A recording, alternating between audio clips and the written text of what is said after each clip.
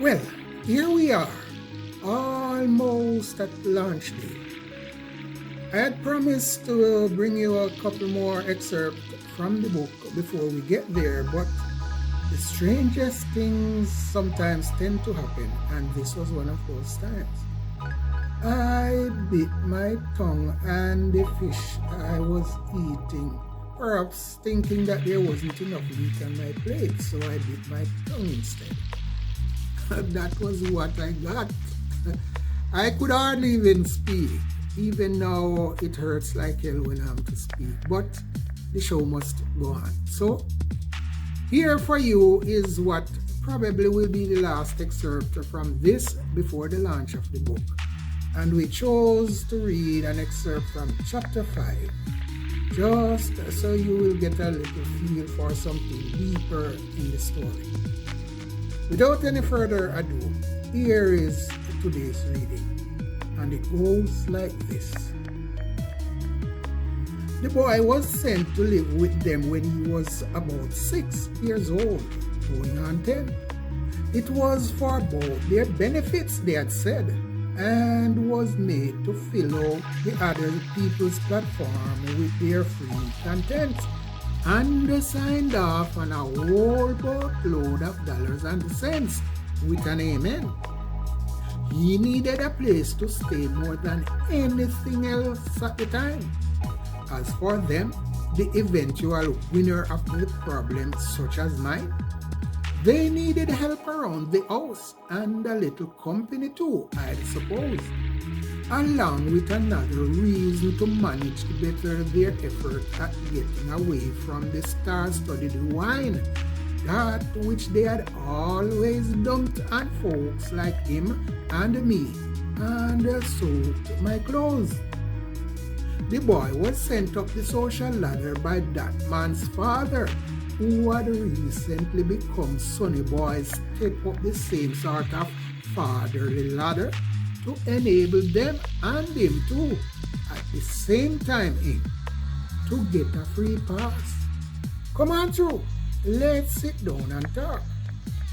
The boy was a fat one, eats a lot of any and everything that he could cast his eyes upon, but was quite unlike that other little brat who still would not. Unlike Lucy Slimalot, he couldn't help himself out of getting big and fat. To them, he was Seamus, but to you and the rest of us, he took the name size of his shirt, that thing which he wears as a shirt. He will eat up on greatness by tomorrow, or by the time it's all over and done in proper sorrow for me, or will he? It was a strange day on the battlefield, any way one chooses to look at it to reveal. They weren't having the sorts of victory dances that they were accustomed to practice on the winner's chances. Come to think of it, nobody was having any. Not the rest of the king's men and the old men, any. Not them, not me, and my friends. Something rotten was in the evening air picking at the cotton out there and weighing heavily on them. Where? There. But the show must go on towards the proper end. They didn't have long to wait for such, but no cause for aiming. Tough luck was what turned up. It was nothing like they had ever seen before, the bitter cup. Their energy was draining away fast out the door. Rashes were popping up all over their ass. Who is asking for more? Yes, as always, you again, I'm sure. Asking for any and everything more. Anything but the eventual fate of both them and the other men that they were beating. What's happening? Many from amongst them was heard asking. The fighting was done by evening, But no one was claiming anything in the form of a victory to win. Very few were able to still claim anything as a matter of fact.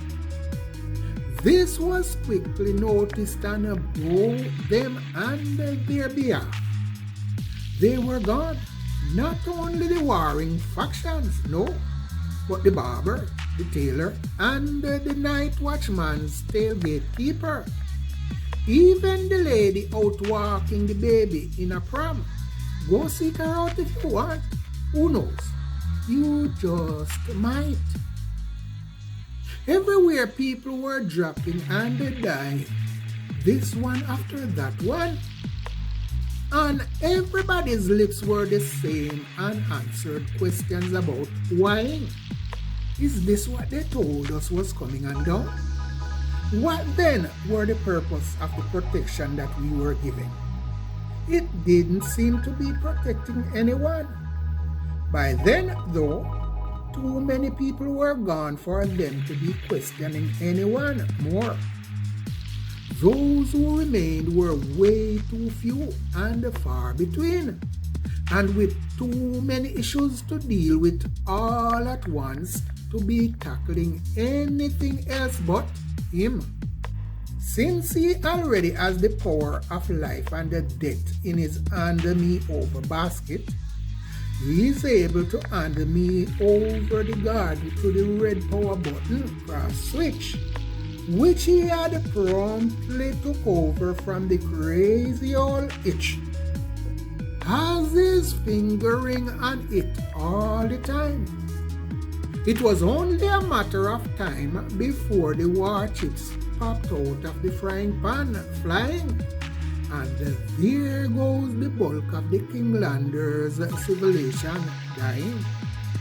But Fatty can still remember the good old days. Like? Thanks, my friend. This is it for today, and maybe for the reading of these excerpts, as we head into the launch of the book tomorrow, the 9th of January. Be on the lookout and don't keep it to yourselves. Tell a friend about it. Until next time, be good to yourselves and everyone else. I thank you.